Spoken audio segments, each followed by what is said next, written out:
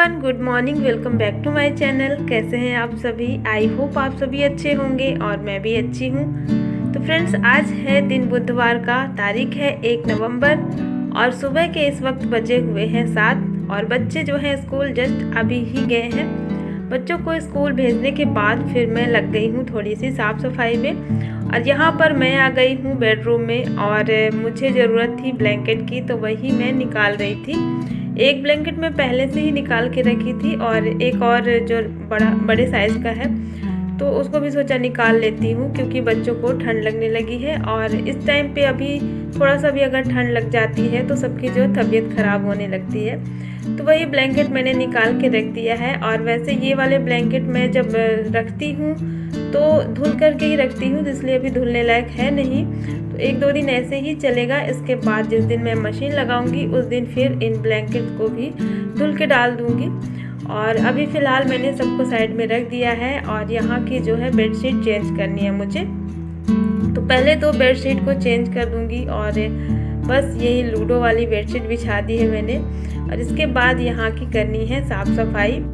तो कहने को तो ये रूम बहुत छोटा है, आने जाने की ही बस जगह है, लेकिन गंदा बहुत ज़्यादा हो जाता है क्योंकि बच्चे ना यहाँ पे पढ़ाई करते हैं तो कुछ कागज़ के टुकड़े और बहुत सारी चीज़ें ना यहाँ पे टेबल के जो है नीचे ही रह जाती हैं।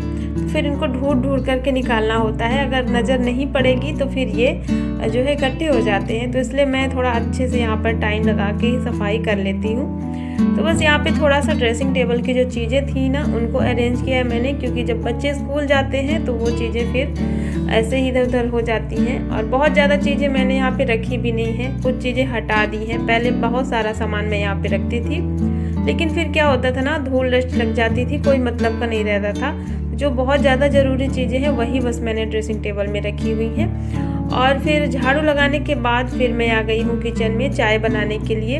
और आज है हस्बैंड की छुट्टी, आज हस्बैंड नहीं जा रहे हैं ऑफिस, तो नाश्ता वगैरह आज अभी मैं नहीं बना रही हूँ। बस बच्चों के लिए जो भी बनाया था मैंने, तो बच्चों के लिए मैं बनाई थी पत्ता गोभी की सब्ज़ी और साथ में पूड़ियाँ, तो बस वही बनाई थी। इसके बाद अभी नाश्ता नहीं बनाई हूँ किसी के लिए भी। सबसे पहले जो है चाय बना देंगे और चाय वगैरह बनाने के बाद मैं भी अभी कुछ काम अपने निपटाऊंगी। इसके बाद हमें कहीं जाना है, तो हस्बैंड छुट्टी लिए हैं, इस वजह से कुछ काम जो होते हैं हमारे घर के छोटे मोटे काम जो रह जाते हैं ना, तो उन्हीं को निपटाने के लिए आज जाना है। तो बस जल्दी से चाय वगैरह पी लेती हूँ और फिर अपना जो काम है वो कर लेती हूँ। चाय पीने के बाद फिर ये बर्तन रखे थे रात के, तो इनको भी सेट कर देंगे। और जब कहीं जाना होता है साथ साथ जब काम सारे निपटाने होते हैं ना, तो थोड़ी जल्दी हाथ चलाना होता है कि कहीं लेट ना हो जाए, और अगर लेट हो जाएंगे तो फिर डांट पड़ेगी। तो बस यही मैं भी कर रही थी, जल्दी से जो सारे काम हैं उनको ख़त्म कर लेती हूँ। और अभी इस टाइम पे मैं नहाई भी नहीं थी, बच्चों को स्कूल भेजने के बाद वही लग गई थी ज़रूरी काम में, ब्लैंकेट्स वगैरह निकालना था। वैसे तो जल्दी ही हो जाता है ये सारा काम, लेकिन फिर भी मैं सोच रही थी कि अभी ये जो ज़रूरी काम है उसको मैं पहले कर लेती हूँ। और यहाँ पे बर्तन वगैरह सारे सेट करके और फिर मैं जाऊँगी नहाने के लिए। झाड़ू पोछा वगैरह हो चुका है और यहाँ पर मैं देख रही थी बहुत सारे जो गंदे कपड़े रखे हुए थे, उन्हीं में से कुछ कपड़े मैं छांट करके अलग करूँगी और उनको मैं अभी नहाते समय ही हाथ के हाथ धुल लूँगी। तो ये वो कपड़े हैं जो बच्चों के रेगुलर वाले होते हैं, जो लोअर टी शर्ट वगैरह हल्के होते हैं ना, तो इनको मैं मशीन में बहुत कम ही डालती हूँ, बस हाथ से ही धुल लेती हूँ, क्योंकि मशीन में हल्के वाले कपड़े ना ख़राब हो जाते हैं। तो वैसे आज मुझे लगाना था मशीन, लेकिन अब बाहर जाना है तो टाइम लग जाएगा, मशीन लग जाएगी तो बहुत सारे कपड़े भी हो जाते हैं, तो फिर बहुत लेट हो जाएगा। इसलिए आज ये काम छोड़ देते हैं, फिर दूसरे दिन कर लेंगे। इसलिए मैं ज़्यादा ज़रूरी वाले कपड़े निकाल करके और फिर धुल ली हूँ हाथ से ही। और फिर आ गई हूँ मैं नहा के पूजा करने के लिए। और आज है वैसे करवा चौथ भी, तो बस पूजा वगैरह जैसे मैं रोज़ करती हूँ वैसे ही कर लेती हूँ। और आप लोग कमेंट में पूछ भी रहे थे कि दी आपका फास्ट है या नहीं, तो मेरा फास्ट नहीं है।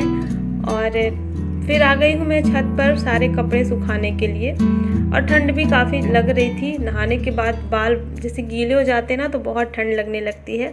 तो वही मैं आ गई थी कपड़े सुखाने के लिए और थोड़ी देर यहाँ पर धूप लेने के बाद फिर मैं जाऊँगी नीचे। और इसके बाद मुझे थोड़ा सा नाश्ता भी बनाना है और जो दोपहर के खाने की तैयारी है वो भी करनी है। तो सारा कुछ करके और फिर मुझे निकलना है।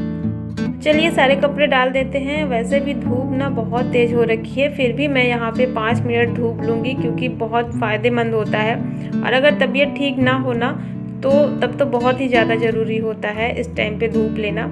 तो वही मैं भी यहाँ पर 5 मिनट धूप ले करके ही जाऊँगी। और मेरी तबीयत 2-3 दिन से थोड़ी ठीक नहीं चल रही है। आज भी उतनी अच्छी नहीं है, लेकिन पिछले 2 दिन से आज ठीक लग रहा है मुझे। तो बस यहाँ पर धूप वगैरह लेने के बाद थोड़ी सी जो मेरी हल्दी थी ना वो भी कल नहीं सूखी थी, जिसको मैं अंदर रख दी थी उठा करके। वही मैं तोड़ के देखी ना तो मुझे हल्का सा लग रहा था कि एक दिन और मैं रख देती हूँ धूप में तो सूख जाएगा ये। क्योंकि अगर नहीं रखूँगी ना तो अगर हल्की सी भी इसमें नमी रहेगी, उतना अच्छे से अगर नहीं सूखी रहेगी ना ये हल्दी, तो क्या है ना ये लंबे टाइम तक स्टोर जब मैं करती हूँ तो वो नहीं चलेगी, फिर ख़राब हो जाती है। तो इसलिए मैंने सोचा एक दिन बस आज मैं फिर से इसको डाल देती हूँ धूप में, तो ये जो है सूख जाएगी। और काफ़ी अच्छे से जब सूख जाती है ना तो फिर ये लंबे टाइम तक टेंशन फ्री रहूँगी मैं। ये ऐसे ही रखी रहेगी जब, तो ख़राब नहीं होगी। और देखिए फिर मैं नीचे आने के बाद ना नाश्ता बनाई और थोड़ी सी खाने की तैयारी की। इसके बाद मैं चली गई थी मार्केट और वहाँ से आई हूँ काफ़ी टाइम के बाद, काफ़ी देर के बाद। लगभग 2-3 घंटे हो चुके थे। बच्चे स्कूल से आने वाले थे, लगभग 1 बजने वाले थे, उस टाइम का ये वीडियो है। मार्केट वगैरह का मैंने कोई भी वीडियो शूट नहीं किया, बस वहाँ से मैं सीधा घर आ गई। और यहाँ पर आप देख ही सकते हैं अभी मैं क्या कर रही हूँ। मैं मम्मी जी को चेन पहना रही थी, तो हम लोग यही लेकर के आए हैं अभी मम्मी जी के लिए। तो वही मम्मी बहुत खुश हैं, आज बहुत ज़्यादा खुश हैं। उनके लिए गोल्ड की चेन आई है और यही सारा काम था जो हमें आज करना था। तो बस यही लेने के लिए ना बहुत ज़्यादा टाइम लग गया, मतलब वहाँ पर लगभग 2-3 घंटे लग गए। और आज करवा चौथ भी था, इस वजह से टाइम वहाँ पर बहुत ज़्यादा लग गया क्योंकि भीड़ भी बहुत थी। तो चलिए फ़िलहाल अभी हमारा जो काम था ज़रूरी वो हो चुका था। मम्मी जी भी हमारी बहुत ज़्यादा खुश हैं। इसके बाद मैंने कोई वीडियो नहीं बनाया। शाम को मेरी तबीयत उतनी अच्छी नहीं लग रही थी क्योंकि दिन भर में सुबह से लेकर के दोपहर तक तो सब कुछ अच्छा रहता है, लेकिन जैसे ही शाम होती है ना वैसे ही तबीयत जो है डाउन होने लगती है। तो इसलिए मैंने शाम को फिर कोई भी वीडियो नहीं बनाया। और ये जो वीडियो क्लिप है ना ये है अगले दिन की, गुरुवार के दिन की सुबह के यहाँ पर 8:30 पौने 9 के लगभग हो रहे होंगे। और इस टाइम पे मेरा जो काम था झाड़ू पोछा वगैरह सब कुछ हो चुका था। बच्चे चले गए स्कूल, हस्बैंड भी चले गए थे। उसके बाद का ये वीडियो है। तो जो भी कपड़े रखे थे ना उनको मैं आ गई हूँ धूप में डालने के लिए। और आज छत पर मैं लेकर के नहीं गई हूँ, बालकनी में ही डाल दूँगी। और बालकनी आज मैंने नहीं धुली है, तो यहाँ पर ना अगर एक दिन भी ना धुलो तो बहुत ख़राब हाल हो जाता है। तो वही मैं चेक कर रही थी बालकनी में, तो काफ़ी ज़्यादा इसमें डस्ट लगी हुई थी। तो मैं गीला कपड़ा लेकर के आई और थोड़ा सा ऐसे ही पोंछ दी हूँ, तो ये फिर साफ़ हो जाता है। तो जब ठंड के मौसम में क्या है ना कि धुलने से बहुत ज़्यादा यहाँ पे पानी भर जाता है और फिर इसको सूखने में भी बहुत टाइम लग जाता है, क्योंकि धूप ऊपर तो लगती है लेकिन जहाँ पर फर्श है ना वहाँ पर धूप उतनी अच्छी नहीं आती है। तो इसलिए धुलने से बहुत टाइम लग जाता है, सूखने में शायद सूख भी नहीं पाता कभी कभी। और हम लोग यहाँ पर आते जाते रहते हैं तो पैर में फिर पानी भी लग जाता है, तो इसलिए मैंने धुला नहीं है इसको, बस ऐसे ही गीले कपड़े से पोंछ दिया है। और अब सारे कपड़ों को मैंने यहाँ पर डाल दिया है सूखने के लिए। कपड़ों को सुखाने के बाद फिर मैं आ जाती हूँ। मलाई मेरी इकट्ठी हो गई थी और इस बार तो मलाई लगता है 1 हफ्ते में ही इकट्ठी हो गई है, वरना 10 दिन या 12 से 15 दिन भी हो जाते थे। तो इस बार अभी क्या है ना कि दूध काफ़ी ज़्यादा हमारे यहाँ पर आ रहा है, सब लोग हैं तो लगभग 2 लीटर आ रहा है। तो इसमें जो मलाई निकलती है वो काफ़ी ज़्यादा निकलती है, तो जल्दी ही ये हो गया था मक्खन निकालने के लिए। तो वही कल से मैं इसको बाहर निकाल के रखी थी। वैसे इस टाइम पे अभी हल्का सा ठंडा होने लगा है तो फ्रिज में रखने लायक नहीं है, लेकिन फिर भी मैं जब जमाती हूँ तो फ्रिज में ही स्टोर करके रखती हूँ। और जिस दिन मुझे इसको मथना होता है, मतलब इससे जब मक्खन निकालना होता है ना, तभी मैं एक रात पहले ही मतलब निकाल देती हूँ, तो ये थोड़ा सा नॉर्मल हो जाता है और ये जो है अच्छे से जम जाता है। तो यहाँ पे बस जो मक्खन है उसको मैं निकाल लूँगी। और ये काम मैं बालकनी में बैठ के इसलिए कर रही थी क्योंकि अंदर हमारे यहाँ ना लाइट नहीं थी, तो काफ़ी ज़्यादा अंधेरा था और हल्की हल्की धूप थी, तो अच्छी भी लग रही थी। इसलिए मैं बाहर बालकनी में बैठ करके ही जो है मक्खन निकाल रही थी। और मक्खन निकालने के बाद जो छाछ बचा हुआ है ना उसकी मैं आज कढ़ी बनाऊँगी।